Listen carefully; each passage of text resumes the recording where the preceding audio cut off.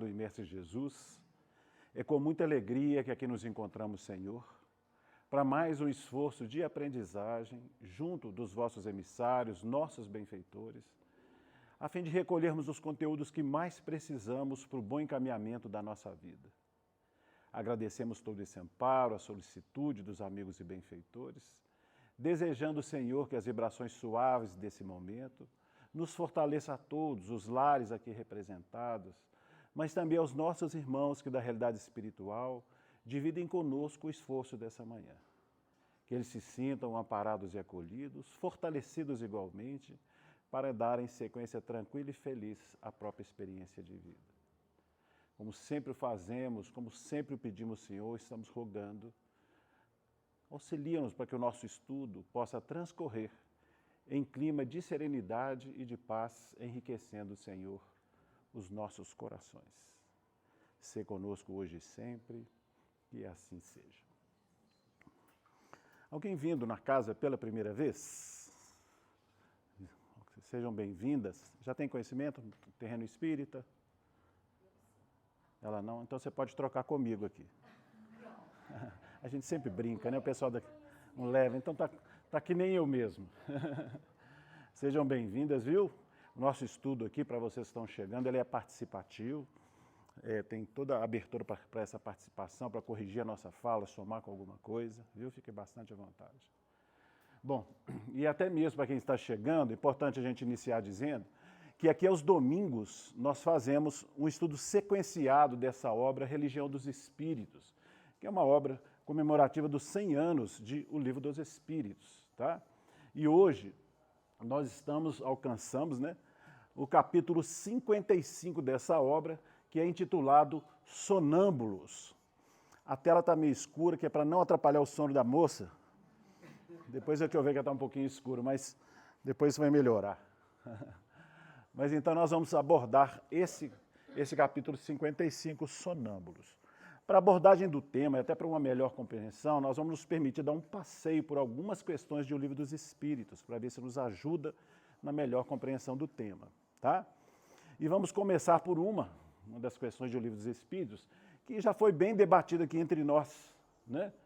Que é a questão 258, melhor dizendo, quando Kardec pergunta aos benfeitores da humanidade: quando na erraticidade, antes de começar nova existência corporal, tem o espírito consciência e previsão do que lhe sucederá no curso da vida terrena? Opa! Quando você pega uma questão como essa, né? Quanta coisa está por trás, quantas outras informações estão acontecendo. Opa, peraí. Quer dizer que nova existência, temos muitas existências? O próprio Livro dos Espíritos, na questão 66, o item B, vai dizer: todos contamos muitas existências, né? Cada uma vai trazendo expressões nesse sentido. A erraticidade, então, como já foi trabalhado aqui, a saciedade, é aquele período entre uma encarnação e outra, quando estamos na realidade espiritual, aguardando ou nos preparando para uma nova existência, né? Então, Kardec pergunta aos benfeitores quando, na realidade espiritual, nesse intervalo entre uma encarnação e outra, se o espírito tem consciência antecipada do que vai lhe acontecer durante a próxima existência. Será que ele tem consciência sobre isso? Né? É nesse sentido. A resposta, também bem conhecida, né? Ele próprio escolhe o gênero de provas por que há de passar, e nisso consiste o seu livre-arbítrio. Então está dizendo que o próprio espírito, as mais das vezes, é ele que escolhe o gênero de provas por que há de passar, né? Isso é tão interessante, né? A gente sempre remete a essa questão, porque trazendo para a nossa experiência, ficamos perguntando assim: não, mas aquele chefe difícil, eu mesmo escolhi, né? A esposa, o esposo complexo, o filho desafio, são o corpo, a enfermidade, muitas vezes, né? E é importante se refletir sobre isso com maturidade, a profundidade, né? Muito bem, mas se é eles que escolhem o seu gênero de provas, tem uma outra questão que pode associar-se a essa com tranquilidade, olha lá. Que é o que dirige o espírito na escolha das provas que queira sofrer. O que é que nos dirige quando estamos na realidade espiritual, preparando para uma nova existência? O que é que dirige a gente na escolha das provas? Não é? parece natural, o livro dos Espíritos vai trabalhar isso, que a gente escolhe as provas mais fáceis, menos dolorosas, eles vão dizer. Para nós, enquanto encarnados, sim, pelo preconceito do mundo, né, as concepções muito rasteiras, é natural que a gente pense que a gente vai escolher as facilidades, facilidade financeira, beleza do corpo físico, posse de todas. Isso é a visão puramente humana, ela vai dizer. A espiritualidade dizendo que quando nós estamos na realidade espiritual, nós normalmente pensamos como espíritos eternos. Por isso, às vezes, fazemos solicitações que parecem estranhas para nós aqui no mundo físico. Não é para um período curto de existência, nascimento e morte. É para a nossa visão enquanto espíritos imortais, né? Nesse sentido. Tá? Então, o que dirige o espírito na escolha dessas provas? E a espiritualidade vai clarear. Escolhe de acordo com a natureza de suas faltas, as que o levem à expiação destas e a progredir mais depressa. A resposta é mais longa um pouquinho, pegamos só o conteúdo ali que mais nos interessa em função do nosso tema. Tá? Então, o que eles estão dizendo? Nós escolhemos de acordo com a natureza das nossas faltas, as que nos levem, né, a alcançar a expiação, né, o equacionamento desses erros de retaguarda. Mas só esse aspecto, vemos que só para, como dizem alguns, né, para pagar, não gosto muito dessa colocação não, desse verbo, em questões espirituais não, porque tudo é expressão de misericórdia, em última análise, né? Mas ele fala também daquelas que nos auxiliam a progredir mais depressa. A redenção favorece nesse sentido de melhoria, mas também nós tivemos muitos acertos em vidas que se foram e vamos fazer escolhas, né, de provas e situações que nos deem a possibilidade de continuar crescendo naquelas linhas. Tá? Então a gente vem em linhas grossas para dois motivos: solução das faltas, dos equívocos de retaguarda e também a proposta de desenvolvimento daqueles valores positivos que já amealhamos, né? Ampliar esse campo de entendimento. Tá? E quando a gente fala, né, de expiação das nossas faltas, a gente vai ver, a experiência física, muitas vezes, ela se mostra desafiadora. Talvez nem tanto a experiência pessoal de cada um de nós, mas conhecemos experiências que são muito desafiadoras, concorda? Tem pessoas vivendo situações muito complexas, né? Muitas vezes escolhidas por ele mesmo, tá? Dentro dessa expressão aqui, das soluções dos processos que ficaram para trás. É bem verdade que o Livro dos Espíritos traz uma expressão básica, porque tem espíritos que passam por situações que não escolheram no sentido de eu faço a opção de. É porque eles precisam daquela experiência e ainda não identificam ou não conseguem, por falta de maturidade espiritual, fazer uma escolha com mais precisão. Assim como o pai define para os filhos, que ainda são muito pequenos, parte da sua estrada, porque ele não tem elementos para tanto, também o espírito menos evoluído vai merecer assistência dos benfeitores para as escolhas mais acertadas. Então, às vezes, o amigo espiritual vai fazer esse movimento, né? Tanto é que existe, inclusive, encarnações compulsórias, né? No quadro, por exemplo, do autismo, não é uma coisa tão generalizada, muitas vezes mostra o espírito tendo necessidade de um processo e quando chega na vida física não aceita aquela experiência. Então ele elege um quadro de isolamento em si mesmo como uma espécie de rebeldia à oportunidade recebida. Não estou generalizando, alguns quadros do autismo, tá? Sem generalizar. Então a gente está dizendo isso para mostrar que às vezes não deve ser fácil para o espírito a própria experiência física. Talvez nesse sentido Kardec tenha ampliado outras questões, por exemplos como essa. Ó. O espírito encarnado permanece de bom grado no seu envoltório corporal? Sabe que o espírito, né, quando vem para a experiência física, estamos aqui num corpo físico, a gente fica aqui de bom grado, o espírito tem satisfação de estar num corpo físico? Quem ajuda?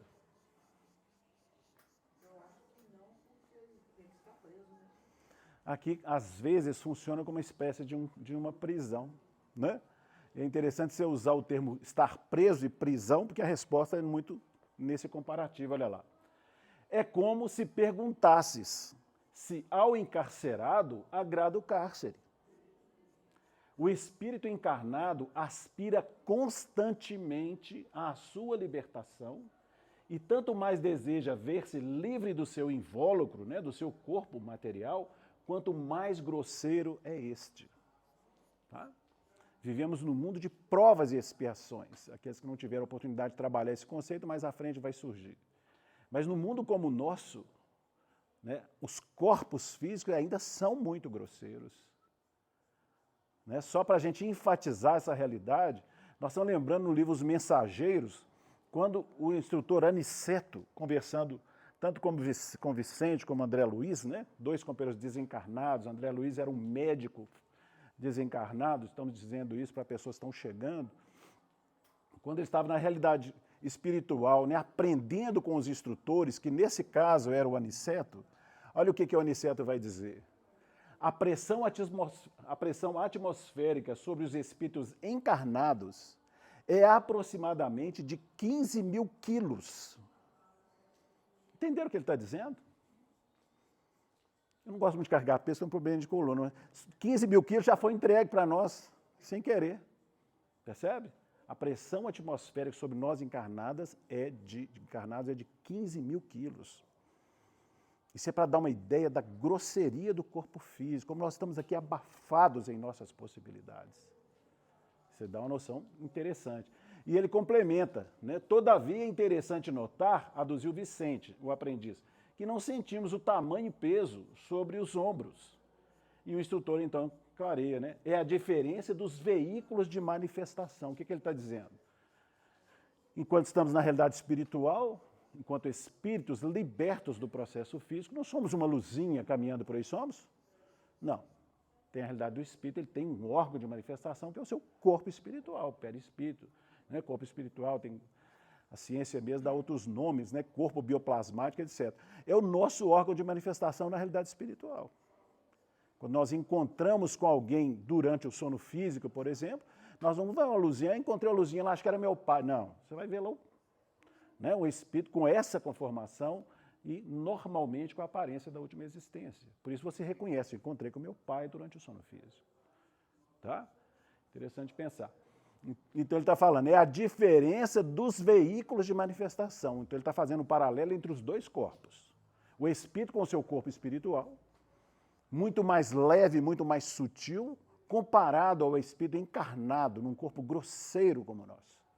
Então ele está falando dos dois corpos, o corpo grosseiro, que é o corpo físico, o corpo sutil, que é o corpo espiritual ou perispírito. Né? Ele fala, fora do corpo não se sente essa pressão atmosférica ali, que para nós encarnados é de 15 mil quilos. Deu uma noção sobre a grosseria do nosso corpo, em relação à sutileza do nosso espírito? Não é? É por isso que o espírito não fica de bom grado no seu corpo. É isso que ele está dizendo nessa questão. Tá? Ele aproveita, né, todas as possibilidades para afastar-se, né, do seu corpo. É como se perguntasse ao encarcerado se agrada o cárcere. O espírito encarnado aspira constantemente à sua libertação. Quer isso dizer que o espírito aproveita todas as tréguas que o corpo grosseiro lhe dá. Então ele afasta-se. Todas as vezes que o corpo lhe permite, ele se afasta. Tranquilo até aí? Qualquer consideração, nos chame, viu? Se não tiver claro o nosso pensamento. Bom, é esse afastamento, né, ou essa busca, essa constante busca de libertação, que a gente chama em doutrina de emancipação da alma. Então o espírito busca com frequência emancipar-se. Kardec vai trabalhar esse fenômeno, vamos dizer assim, sobre esse título, né? A emancipação da alma. Esse capítulo é o 8, tá? E a gente pergunta, qual que é, vamos dizer assim, a forma mais comum de emancipação que nós conhecemos? Qual que é? A morte não chega a ser uma emancipação, um desligamento, não deixa de ser, né? Pode ser. Mas fora isso, qual é o outro? O sono físico, não é isso? Quando nós encarnamos, ou seja, quando viemos para uma nova experiência física, fazíamos lá a programação e tudo mais, aí vamos ser ligados ao embrião no útero materno. Né? A gente sempre dá esse exemplo. é como se fosse o corpo espiritual, né, ligado àquele embrião, ele vai se enraizando no corpinho em formação e desenvolvimento, como se fosse a raiz de uma planta na terra. Tá? Quanto mais se aprofunda a ligação do espírito através do seu corpo espiritual a esse corpinho, a esse embrião em processo de formação, quanto mais, né, o corpo se desenvolve, mais se entranha essa inter-relação, ele vai, pela grosseria do corpo em que ele está sendo inserido, perdendo seus registros mnemônicos. Ele perde as expressões da sua memória espiritual. Por isso que quando chega, né, o espírito a nascer aqui no corpo físico, ele tem boa parte dos seus recursos mnemônicos totalmente obnubilados, né, dublados de alguma forma, bloqueados. Já falamos isso, vale repetir. Os entendidos nos falam que nesse movimento a gente perde aproximadamente 70% da nossa capacidade perceptiva. Perceberam? Né? O grau, a altura, né? O índice é alto, 70% da nossa capacidade perceptiva. Então, quando estamos fora do corpo físico, tem uma certa percepção, entrelaçados no corpo grosseiro, perdemos 70% dessa possibilidade. Sabemos que isso é providencial, né? Porque quando a gente perde o recurso mnemônico, que é chamado de esquecimento de passado, né? Preferimos o termo véu do esquecimento, porque não existe borracha apagando o nosso passado, isso não existe. Os registros existem, estão, vamos dizer assim, bloqueados ou tamponados pela grosseria da matéria, mas eles estão bem vivos lá. A vida de relação mostra isso, né? De uma forma também objetiva, né? Encontra uma pessoa, você sente uma simpatia pelaquela pessoa, você fala, puxa, parece que essa pessoa conviveu comigo durante toda uma existência, dada a simpatia que eu tenho por aquela pessoa. Não acontece? A antipatia também acontece. Você vê a pessoa pela primeira vez, nossa, aquele barbudinho, né? Pois é. Então tudo isso acontece. Por quê? O espírito, ele tem todo um terreno de registros que estão ali guardados, mas que vibra. Então, sem o perceber, essas informações, entre aspas, se tocam. E a gente identifica isso ou aquilo. Tá? Importante pensar. Quer dizer que existe uma expressão que... Eu queria chegar no sono físico, né? Espera aí, só um minutinho que eu volto em você. Então, nós estamos dizendo que o corpo, né, grosseiro em relação ao espírito, está lá enraizado e tudo mais. Só que, durante o sono físico, é uma forma de emancipação em que o espírito se aproveita. O corpo precisa de recomposição das suas forças. Por isso que a gente sente sonolência e dorme. Quando a gente dorme, relaxam-se as forças de retenção do corpo. O espírito não aproveita constantemente a sua liberdade. Então, durante o sono físico, o que nós fazemos? Afastamos do corpo físico e temos vivência espiritual. Como é que nós podemos comprovar a existência do sono físico nesse sentido? Pelos sonhos. Os sonhos são, muitas vezes, recordações de períodos longos ou trechos desse nosso desprendimento durante esse período. Tá? Pois não? No caso de abortos espontâneos reiterados, o que acontece? Porque a alma escolhe encarnar, certo? Sim. E aí, por que não vinga a gravidez? É uma escolha também da alma? Existe alguma explicação para isso? Tem várias explicações. Tem um leque de possibilidades nesses processos. Né?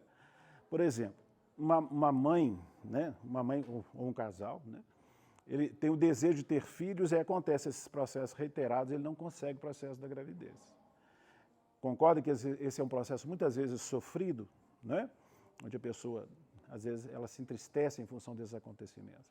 Então, para ela, muitas vezes é uma prova, para o casal é muitas vezes uma prova, não é um processo de punição, como dissemos, não existe mecanismo de paga danado na lei divina, extensão de misericórdia, mas muitas vezes são processos reeducativos do ser. Nós que desprezamos oportunidades lá atrás, né, em outras experiências, hoje temos um desejo grande de ter, mas desprezamos a oportunidade. Então, a gente, para aprender a valorização do processo, às vezes passa por situações assim. Tá? Mas isso é uma possibilidade. Vamos trazer outra. Então, às vezes o aborto espontâneo, a gente olha para o casal e fala, não, mas às vezes um do casal, e muitas vezes a própria mãe, ela rechaça a experiência que ela vai viver. Na obra de André Luiz é mostrado, por exemplo, na figura de um pai, o surgimento acho que é de Segismundo, o pai está resistente à aproximação porque ele sabe o espírito que vai renascer. E ele tem uma dificuldade com ele. Então, pela sua má vontade no processo, ele interfere no processo da fertilidade da sua parte no processo da vinculação, entendeu? Né? Então, existe uma possibilidade muito grande nesse sentido. Tá? Desde as necessidades dos pais, necessidade do encarnante.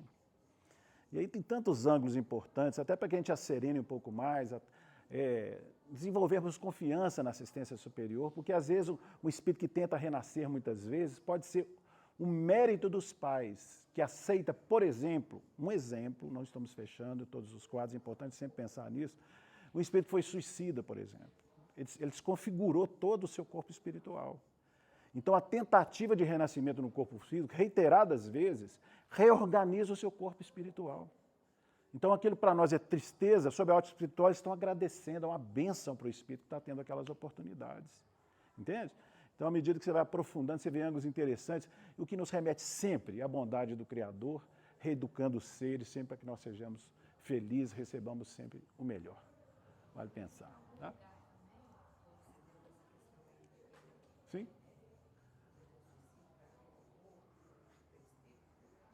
Muitas vezes também é isso, dependendo de doenças, vem justamente para poder fazer essa limpeza mais rápida, né? Exatamente. A enfermidade também tem, muitas vezes, essa propriedade, né, de recomposição da própria harmonia do corpo espiritual. Funciona como uma espécie de um mata-borrão, né? Bem trazido. Bom, então, nós estamos dizendo que uma das formas de emancipação é através do sono físico, não é isso?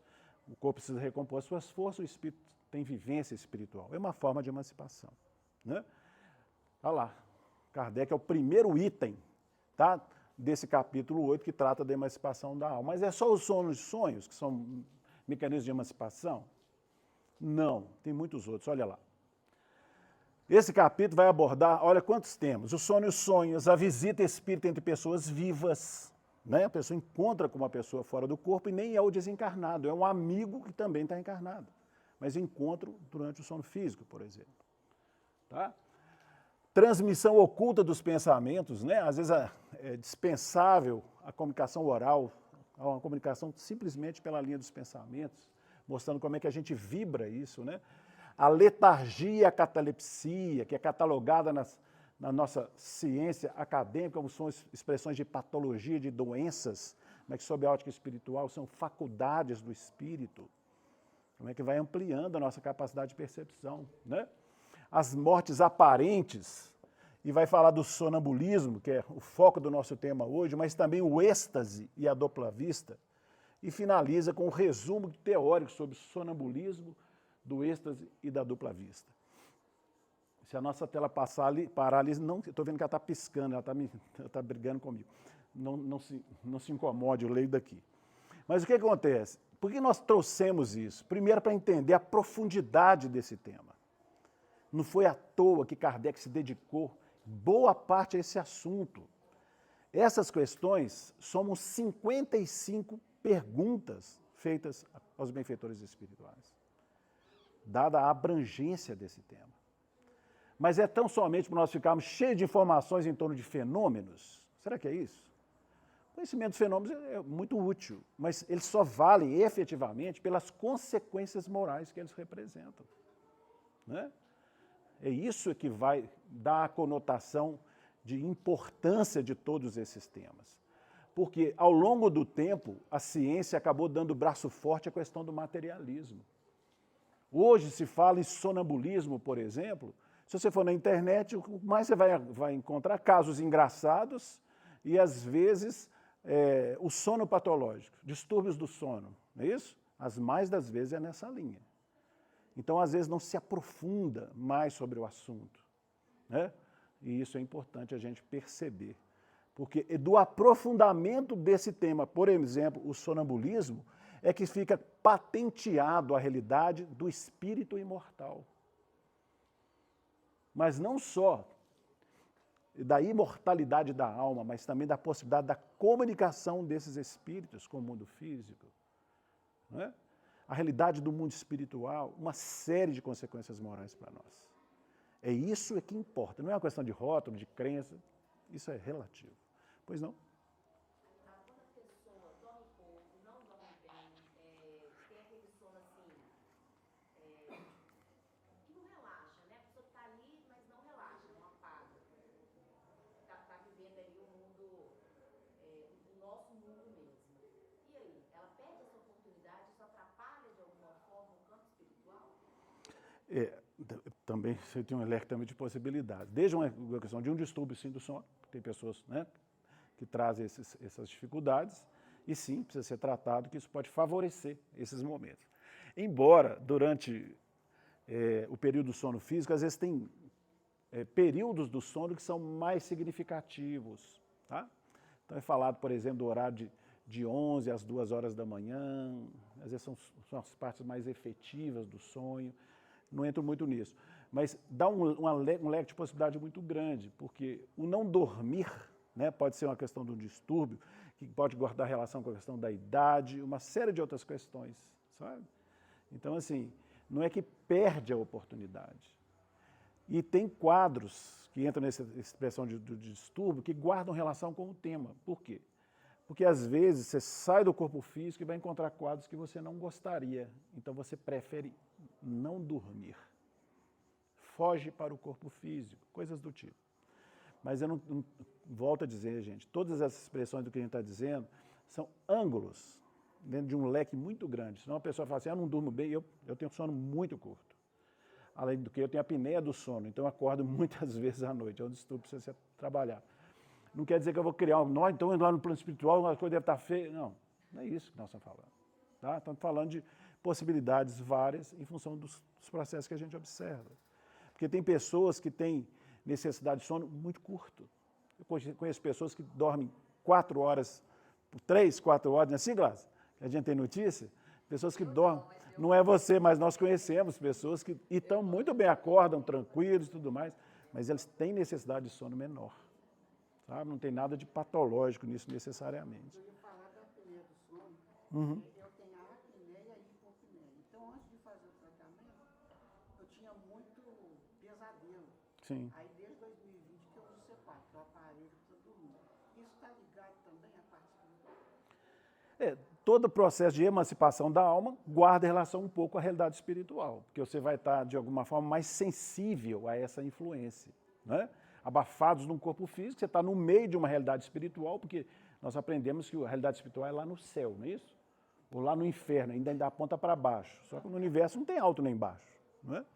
Então isso é muito uma escola inicial, que é muito válida, mas que precisa ser melhor compreendida. Então, quando você está fora do corpo físico, você tem consciência maior do universo espiritual em que vive. Tá? Consciência maior nem posso dizer que a nossa condição espiritual dá um universo muito pequeno, mesmo da realidade espiritual em que vivemos. Existem expressões de vida para além da... Né? Então, O exame que eu fiz, sim. aqui para saber se eu tenho, de 60 minutos eu perdi 45 de oxigênio. Uhum. Aí, você passa. nesse período, por exemplo, igual, né, que é a falta de oxigênio, aí o espírito nem ficava no corpo, nem ficava no plano espiritual, é isso? Eu não fecharia dessa questão, não, porque esse afastamento, um simples cochilo faz que às vezes a gente tenha alguma experiência de natureza espiritual. Mas hoje eu não vou ficar no sono de sonhos, não, que eu preciso caminhar. Falei que o sono de sonhos é eu preciso chegar aqui, ó, no sonambulismo, tá bom? Muito bem, vamos lá. A respeito do sonambulismo, vamos pular para lá, que é outra forma, né, de emancipação da alma. Kardec pergunta aos benfeitores, na questão 425, o sonambulismo natural tem alguma relação com os sonhos? Como explicá-los? Bom, já deu um dado interessante, que existe um sonambulismo natural, existe um que não é. Ou seja, é o sonambulismo provocado. Todo mundo tem noção sobre isso, não é isso? Reloginho lá, né, sei lá o que é que faz isso. Mas existe, brincadeiras à parte, existe o sonambulismo provocado, não é isso? O transe, de alguma forma, provocado, certo? O transe é o afastamento entre o corpo, o espírito e o corpo físico. Então ele está perguntando, o sonambulismo natural tem alguma relação com os sonhos? E é interessante a resposta, porque é o que os benfeitores vão dizer. É um estado de independência do espírito, mais completo do que no sonho. Estado em que maior amplitude adquire as suas faculdades. A alma tem, então, percepções de que não dispõe no sonho, que é um estado de sonambulismo imperfeito. Quanta coisa ali para se pensar. Então, ele está falando de um sonambulismo imperfeito, que é aquele que normalmente se aplica, vamos dizer assim, ao grau do sonho, não é? E talvez esse se aplique àquelas expressões do sonambulismo que a gente tem notícia no cotidiano das coisas engraçadas, né? Eu não sei quando falo de sonambulismo, por que as pessoas falam que todo mundo quando sai do corpo tem que estar com os braços para cima, não sei de onde tiraram isso. Sonambulismo não tem braço para cima, quem falou isso? Né? Mas toda vez que fala de sonambulismo, você pensa uma pessoa assim, isso não é assim. Sonambulismo é simplesmente a pessoa perde o plano da consciência. Né? A pessoa está lá dormindo, levanta-se na cama, começa a falar em outras línguas, conversar com uma voz diferente, você conversa com ela, às vezes ela até te responde coisas, daí a pouco ela sai daquela crise, e aí? E ela pergunta, aí o quê? Ela não tem noção do que foi feito. Né? Porque o registro existe, mas não passou pelo córtex cerebral. Então não tem memória na vida atual. Porque aquela experiência foi de natureza espiritual. Tá?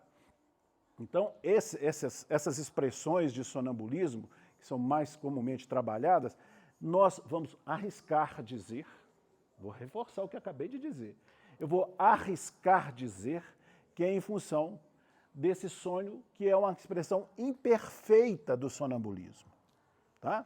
Que o sonambulismo em si, ele é mais profundo e ele é de expressão, isso é até bem arriscado dizer, de conotação mais alta e mais importante. Às vezes tem lá, certa vez, na nossa casa, né, tem vários irmãos, eu acordei, a minha irmã estava no chão assim, pôr na mão assim, agachada, ela batendo a mão assim, não tinha nada no chão. É imaginação? Aí entra os problemas da ciência. Isso é o processo de imaginação. Não é imaginação. Para ela, o quadro é real. Então, fora do corpo físico, ela está fazendo alguma coisa que faz muito sentido. Só que o corpo vai junto e para nós aqui na realidade física, a gente não entende qual é a finalidade daquilo. Ele acha estranho. Não faz sentido para a gente. É interessante que algumas pessoas relatam, e a gente presencia isso, períodos de sonambulismo. Por exemplo, eu antes da doutrina, eu apresentava vários quadros de sonambulismo na minha infância. Aham. Meus pais ficarem doidos, que abria a porta, saía, enfim. Na adolescência, sim. Depois desapareceu 100%. Uma das minhas filhas também. Na infância, muito marcante. Na adolescência, também. Sim. E a gente fica pensando, porque tem a condução do corpo físico normal, tá de olho aberto, tá andando, tá abrindo porta, tá fazendo alguma atividade, né? Mas nem sempre está comunicando com a gente e nos respondendo. Sim. Está comunicando, está falando. E ele é interrompido, né? Períodos. Né? Apresentou na infância, sumiu, apresentou na adolescência, desapareceu novamente. É interessante você falando dessa questão do sonambulismo, vocês todos ouviram aí atrás, falando da questão de que muitas vezes o processo acontece na infância, por exemplo, né? Na adolescência. Quando você vai aprofundar um pouquinho a respeito desse tema, da questão da sensibilidade de cada ser, nós vamos entender a adolescência, a abertura do campo da pineal, onde costuma inclusive surgir as predisposições ao campo mediúnico. A infância, por que na infância? E acontece também muito na velhice, né, a pessoa madura. Por quê? Porque na infância o processo está o nascimento está em processo ainda de ligação entre um corpo e o outro. Né? Os chamados 3.000 dias, que o Emmanuel vai dizer nessa mesma obra. Então, até os 7 anos, o espírito não está, né, tá encaixando ainda no corpo. Então, ele participa um pouco mais da realidade espiritual do que o mundo físico. A gente sempre lembra a questão da criança recém-nascida. Ela fica mais dormindo do que acordada, ou seja, ela ainda participa mais da realidade espiritual do que do mundo físico. Então, ela vai fazendo um processo de adaptação à nova experiência que ela está vivendo. Então, se você pensar na criança que ela não está completamente ajustada, o que é isso? Transe mediúnico, só que natural. Então, o afastamento entre o corpo e o outro, natural, porque a criança está em processo, é natural que ela tenha percepções de natureza espiritual, né? Inclusive nessas faixas. E a pessoa idosa, né? Muitas vezes a fragilidade do corpo em função do avanço da idade, fragilizam essas forças de retenção e ela tem certa facilidade de percepção também de natureza espiritual. Tá? Pois não?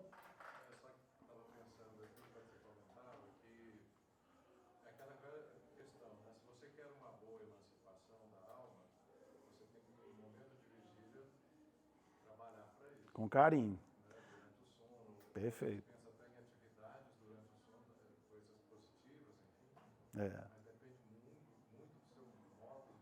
Perfeito. O Espírito Calderaro, no livro Instruções Psicofônicas, ele fala exatamente isso. Ele fala, a melhor forma de nós prepararmos para o momento de emancipação, ele vai falar do sono físico, é a boa vivência no nosso dia a dia. Né? Ela deve ser coroada, sim, com a expressão da prece, uma leitura edificante, que isso ajuda, né, na manutenção da nossa sintonia, entrar na faixa daqueles que nos amam e nos querem bem. Mas sim, o nosso dia a dia é a melhor preparação para o nosso sono físico. Bem lembrado, tá? Mas voltando lá, né? O sonambulismo é um estado de independência mais completo que no sonho, estado em que, olha isso aqui, estado em que maior amplitude adquire as suas faculdades. Eu gosto muito das palestras do Alberto Almeida, e ele tem palestras muito boas, inclusive sobre esse tema. Tem uma que chama Mediunidade e Sonambulismo, eu gosto muito, porque ele tem vivência, por esse psicoterapeuta, ele tem, além do conhecimento espírita, ele é uma pessoa muito abalizada, ele tem experiências no campo terapêutico. Então ele traz histórias que ajudam a gente a entender. Ele vai contar, por exemplo, de um senhor casado que procurou ele na casa espírita, acompanhado da sua filha de aproximadamente 6 anos de idade. E o senhor chegou meio preocupado, por quê? Ele estava vivendo uma situação complexa na sua relação afetiva. E ele estava tendo aventuras fora dessa relação. Na verdade, ele estava vivendo um processo de separação muito complexo, sabe? Mas ninguém sabia. Ele estava caminhando para isso, mas ninguém tinha notícia das coisas que ele andava fazendo, de natureza menos feliz, em função desses desvios nos terrenos dessas aventuras. Só que acontece que um dia ele estava em casa, a filha dele se levanta do leito e se dirige a ele. E começa a conversar com ele como se fosse uma pessoa madura. A voz era da criança e continuava chamando ele de papai. Tinha aproximadamente 6 anos. Mas adverte ele severamente da conduta que ele estava tendo, como que aquilo representava para a família. Então, uma série de valores morais de alto valor. O que mostra isso? É o sonambulismo. Está mostrando as faculdades que aquele encarnado tem, fora do corpo físico, no estado sonambúlico, o estado em que maior amplitude adquire as suas faculdades. Então, fora do corpo físico, ela tem uma bagagem muito além daquela que apresenta aquela criancinha aqui no plano físico de 6 anos. Então, ela conversa de forma madura com o pai a respeito das condutas que ele tem. E ele, então, acaba modificando a sua trajetória de vida. Depois foi explicado o que era o fenômeno. Interessante, né? Isso dá o que pensar, que mostra a questão dessas conquistas que cada um pode ter, né? E que são muito relativas, como observadas assim no plano físico. Quando a gente renasce para uma experiência nova, muitas vezes parte da nossa experiência, até de conquistas até interessantes, ficam obnubiladas, ficam ali bloqueadas, porque nós precisamos crescer em outros campos. Não, Edson, você já desenvolveu muito nessa área aqui, vão tentar alguma coisa, no campo moral, por exemplo, né? Coisas desse tipo. Ali, então, é promovida, né? Um bloqueio daquela área para que você manifeste outros campos melhores de aprendizagem. Entendeu?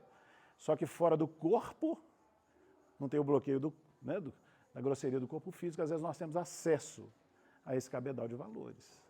Né? É interessante pensar sobre essa expressão do sonambulismo nesse contexto. No livro dos médiuns, tem uma experiência interessante, acho que muitas pessoas conhecem. Era um médium sonambúlico, esse era um jovem, ele tinha 14, 15 anos de idade, e ele tinha uma facilidade muito grande de diagnosticar a enfermidade das pessoas. Ele olhava para a pessoa, fazia lá um escaneamento do corpo físico e sabia exatamente a enfermidade que a pessoa tinha. E com essas suas faculdades, ele promoveu muitas curas nas pessoas. Então ele era muito procurado e ele era muito preciso nesses diagnósticos. Só que, se você olhasse ele enquanto pessoa comum, entre aspas, era uma pessoa praticamente iletrada. intelectualmente limitada. Mas quando ele entrava em transe e trazia os reflexos, ele era de uma precisão incrível. Não é? Olha que curioso. E é curioso porque, numa desses episódios, ele estava relatando o processo da enfermidade, deu o diagnóstico perfeito e parou ali. Aí as pessoas que estavam sendo atendidas, mas espera aí, não basta. Eu preciso saber qual é o medicamento, né, para a solução do processo. Ele falou, opa, o meu, ele fala do anjo doutor, não está aqui. Aí a turma, então não é você que, né, que dá o diagnóstico, mas também preceitua o remédio? Não.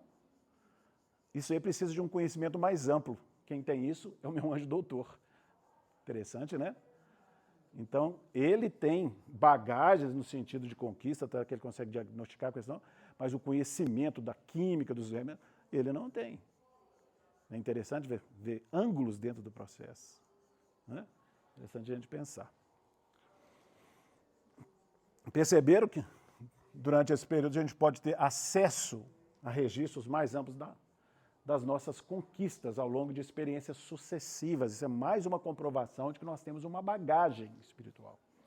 Isso ajuda a constatar a realidade das vidas sucessivas. Tem muita gente que fala assim, vocês falam de vida sucessiva, falam de reencarnação, mas a ciência não... Que ciência é essa que não? Porque a doutrina espírita é ciência.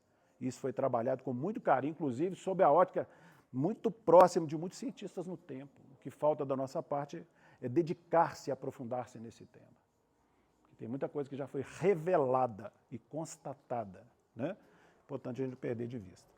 Caminhando, que diferença há entre o êxtase e o sonambulismo? Que tem essa questão também, né? Tem a pessoa que é o sonâmbulo e tem aquele que é o estático. Kardec também está trabalhando isso, olha lá, questão 439, que ele responde, os benfeitores respondem. O êxtase é um sonambulismo mais apurado. A alma do estático é ainda mais independente.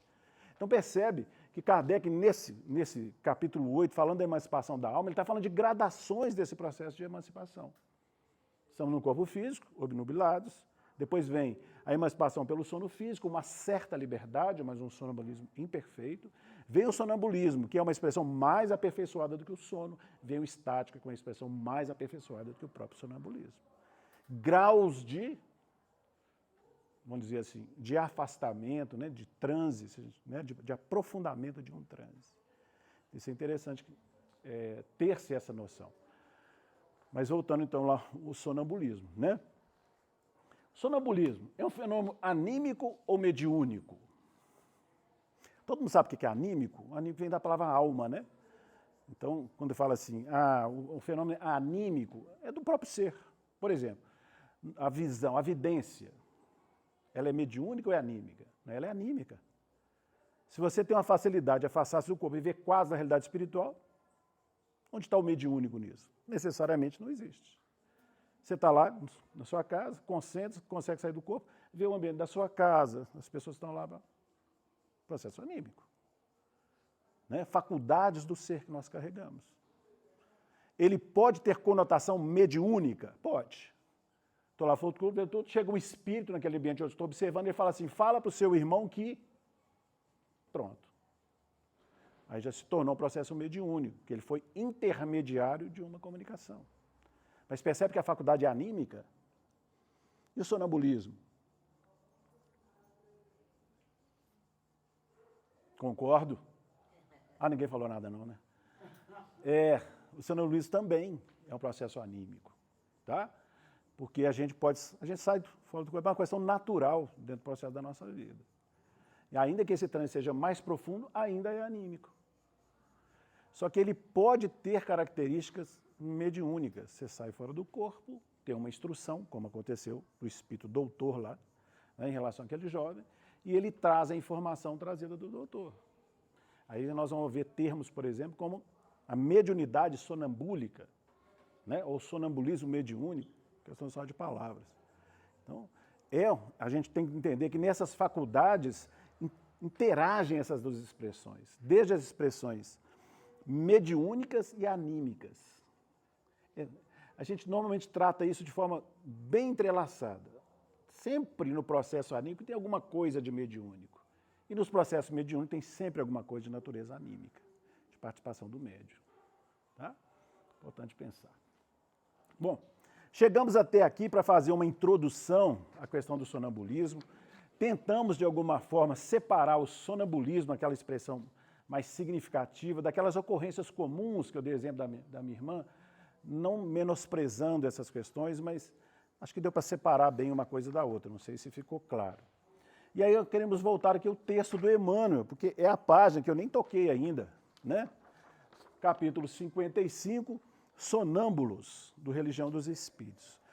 Emmanuel começa assim: sonâmbulos sublimes, temo-los no mundo honorificados no cristianismo por terem testemunhado valorosos a evidência do plano espiritual. Gente, para nós que estamos no terreno espírita, isso aqui é tão corriqueiro de alguma forma, parece uma coisa até sem um certo valor, mas a gente não consegue dimensionar isso. Lá atrás, falar de realidade espiritual dessa forma, como foi trazido pelos benfeitores, era um desafio. Isso aqui era um enfrentamento às crenças, inclusive no terreno religioso.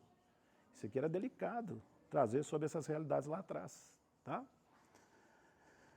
E muitos dos mais eminentes sofrem os efeitos das suas atividades psíquicas na própria constituição fisiológica, tolerando muitas vezes os tremendos embates das forças superiores que glorificam a luz com as forças inferiores que se enquistam nas trevas. Então ele está dizendo, particularmente lá atrás, onde a compreensão era muito relativa, esses médiuns sonambúlicos acabaram sofrendo muito em função dessas próprias atividades.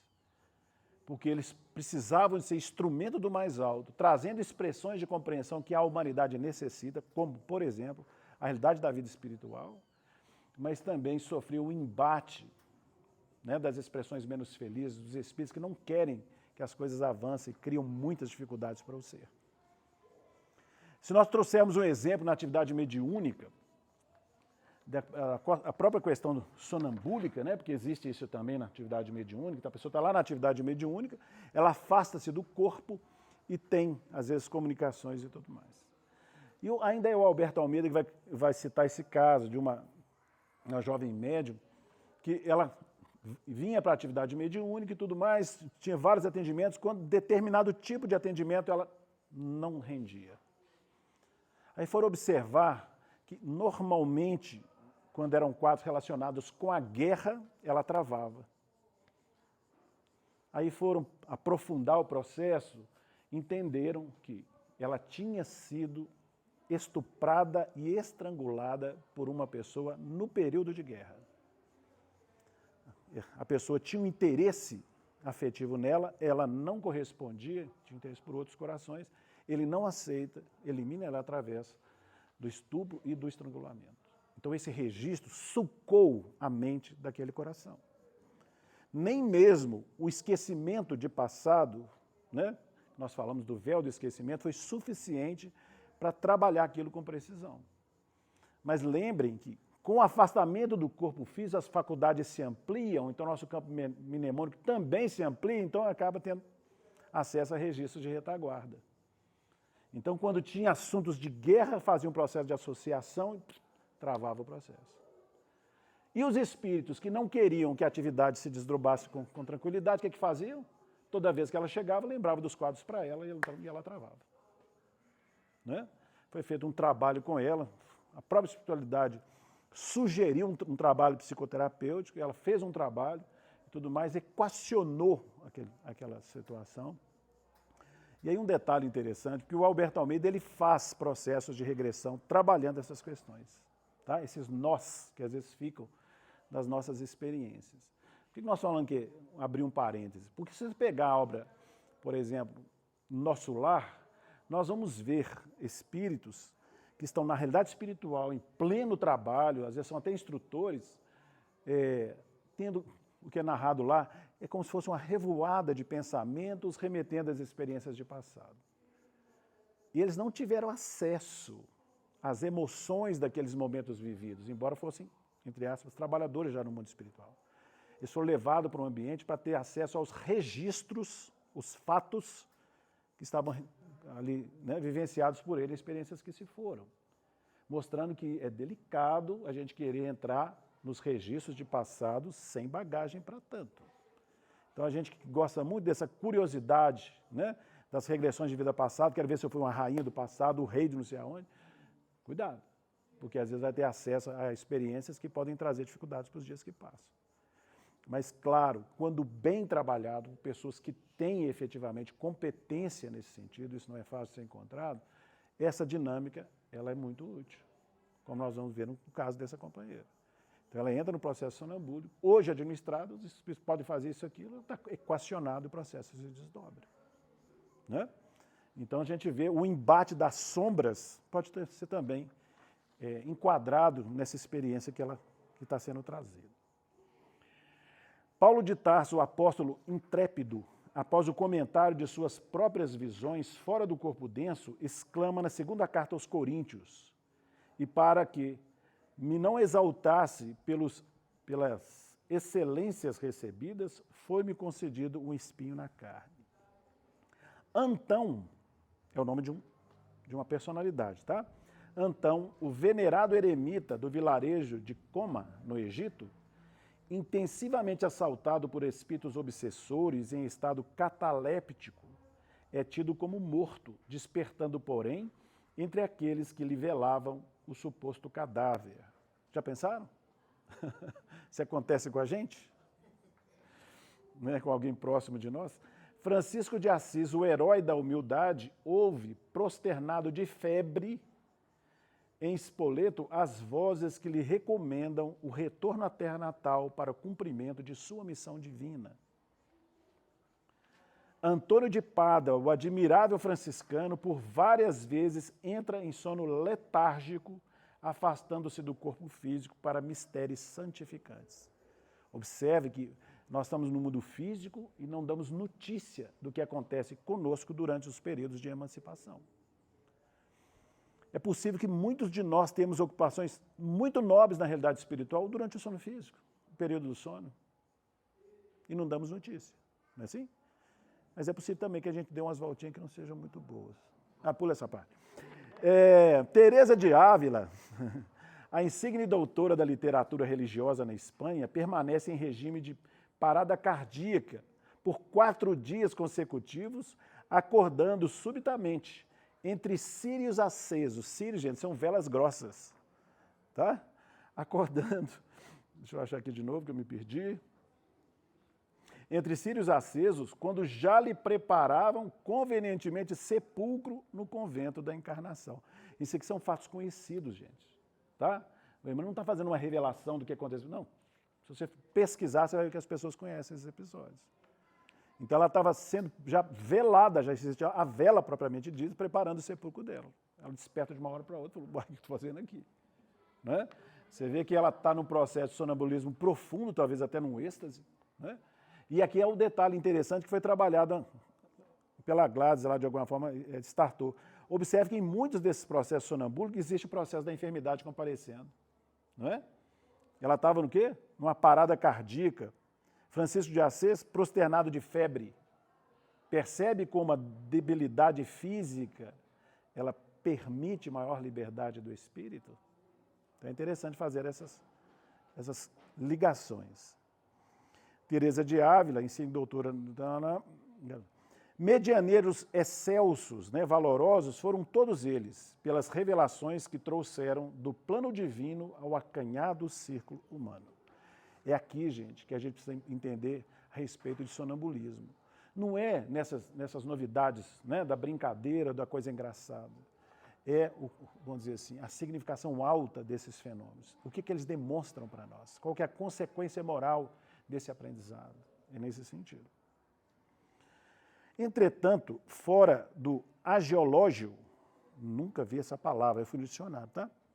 Catalogação dos santos, né? Então, fora dessa catalogação dos santos, encontramos uma infinidade de sonâmbulos outros, em todas as épocas. Sonâmbulos de inteligência enobrecida e sonâmbulos enfermos na atividade mental. Então, ele vai falar que existem pessoas com essas faculdades que aplicaram isso no sentido feliz, deu exemplo de Paulo, de Francisco de Assis e tudo mais, mas ele fala que tem também expressões relativas, bons e menos bons. E vai também exemplificar.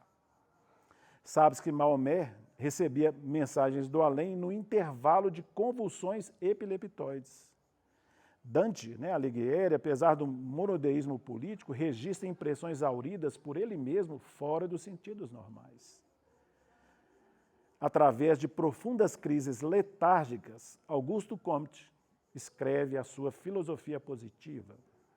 Frederica Rauff, na Alemanha, em princípios do século XIX, doente e acamada, entra em contato com a esfera espiritual. Puy de Maupassant, em França, vê-se obsidiado pelas entidades desencarnadas que lhe inspiram os contos notáveis, habitualmente grafados por ele em transe. Esse escritor ele é muito famoso, Os seus contos notáveis são muito conhecidos. É um dos destaques da literatura europeia, de alguma forma no mundo. Tá? Van Gogh, torturado, pinta sob influências estranhas, padecendo acesso de loucura. E aí ele traz uma advertência logo em seguida. O que ele escreve, trouxemos aqui no quadro. E além desses sensitivos, categorizados nas classes a que nos reportamos, ora atendendo melhor ao campo do bem, ora oscilando, ora tem processo obsessivo, surpreendemos atualmente os sonâmbulos do sarcasmo, que se valem de assunto tão grave, qual seja o sonambulismo magnético, para motivo de hilaridade, de gracejo, em diversões públicas, com evidente desrespeito à dignidade humana. Infelizmente, a gente tem acesso a informações de subido valor a respeito do tema sonambulismo e muitas vezes nós nos valemos dessas faculdades sublimes para coisas de valor relativo. Então tem muitas pessoas que fazem apresentações públicas, mas sem qualquer conotação de valor moral. E isso é muito sério. É isso que o Emmanuel está advertindo. Com evidente desrespeito à dignidade humana. Então, essas faculdades não são feitas para o nosso prazer, o deleite, não é nesse sentido. Tá? E vai encerrar dizendo, todavia, igualmente hoje, com a bênção do Cristo, vemos a ciência estudando a hipnose para aplicá-la no vasto mundo patológico em que lhe cabe operar. Quer que repita? Que aqui tem um ponto importante. Olha lá. Todavia, igualmente hoje, com a bênção do Cristo, vemos a ciência estudando a hipnose para aplicá-la no vasto mundo patológico em que lhe cabe operar. A ciência precisa aprofundar esses temas. Sair daquela questão do processo de imaginação, como defende parte dessa ciência. Entender o que é o fenômeno sonambúlico com profundidade, para que isso possa servir de instrumento de auxílio aos corações que lutam e sofrem. Ainda, o Alberto Almeida conta também um outro caso interessante, que foi de uma senhora que o procurou na casa espírita, muito chateada, porque o filho passou a não reconhecê-la mais. Não a tinha por mãe. O processo foi conhecido, aprofundado e tudo mais, aí vieram as explicações, ele conversando com ela, falou, olha, ele simplesmente entra numa crise, a gente pode chamar de um transe, nesse transe, e aí ele tem acesso a experiências que se foram. Então ele não te reconhece por mãe, que para ele, nesse estado de consciência alterada, a realidade para ele é aquela que ficou lá onde ele viveu. E nessa experiência que ele tinha, você não era a mãe dele. Então, quando ele está no processo sonambúlico, ele não te reconhece como mãe e não tem nada errado nisso. Aí foi feito, indicado lá, vamos dizer, a terapêutica do processo, até para a mãe, como ela deveria se conduzir e tudo mais. Por quê? O filho entrava no processo sonambúlico, não reconhecia ela como mãe, tinha uma situação, e ainda criava situações complexas. Às vezes escondia debaixo da cama, escondia atrás do armário e tudo mais, e ela estava perdida naqueles processos. Aí foram observar e aprofundar o processo, o que observaram? Ele também vivia situações relacionadas à guerra no passado. Então, naquele período em que ele participou do processo das guerras, ele não era filho daquela senhora. Quando ele retorna, o que ele fala? Ô mãe, Aí está voltando a questão da personalidade presente. Então ele reconhece ela de novo como mãe. Não é? Mas por que ele entra debaixo da cama ou atrás do armário? Provavelmente para fugir dos bombardeios. Porque para ele aquilo é real. E a gente quer implementar como uma expressão de pura imaginação. É do campo mental dele? É do campo mental dele, mas não é processo de imaginar, não. Campos de experimentação já vividos, sucaram a alma que precisa ser trabalhada naquele sentido. Né? Ser trazido para a realidade, equacionar aquilo para seguir vida à frente. Aí ele foi trabalhado e tudo mais, está lá atrás da porta, provavelmente fugindo dessas expressões. Ficou claro isso? Né? Então, o processo, quando, né, em mãos competentes, pode muito, né, na supressão dos aspectos patológicos ou dos desafios diversos. E complementa a doutrina espírita a reviver o evangelho, disciplinando e amparando os fenômenos da alma no campo complexo da mediunidade, de modo a orientar a consciência dos homens no caminho da nova luz. Né? Então, a gente começa a perceber a importância das revelações trazidas pelos benfeitores nos mais diversos direções, né, nos mais diversos sentidos, e também no capítulo das faculdades do ser, para que melhor compreendidas possam ser melhor dirigidas, né, em nome, quando ele termina ali, né, de um caminho de nova luz. Então a gente tem uma oportunidade muito grande de aprofundar um pouquinho mais acerca desses temas. Né? Não perder isso de vista. Aliás, é uma orientação que vem muito antiga. Essa fala é de Paulo de Tarso. Acerca dos dons espirituais, não quero, irmãos, que sejais ignorantes. Há 2000 anos fica o convite da espiritualidade maior, para que nós nos debrucemos com esse tema. Seja para o equacionamento dos nossos grandes desafios, seja para sermos instrumentos de socorro àqueles que nos procuram em processos de conflito e dor. Pensemos nisso com carinho, valorizando as informações que nos chegam, as revelações que são trazidas. Caminhando para o encerramento, eu quero perguntar se alguém quer fazer alguma colocação, se alguma coisa não ficou claro. Ficou tranquilo, companheiro? Viu? Alguém quer fazer alguma consideração?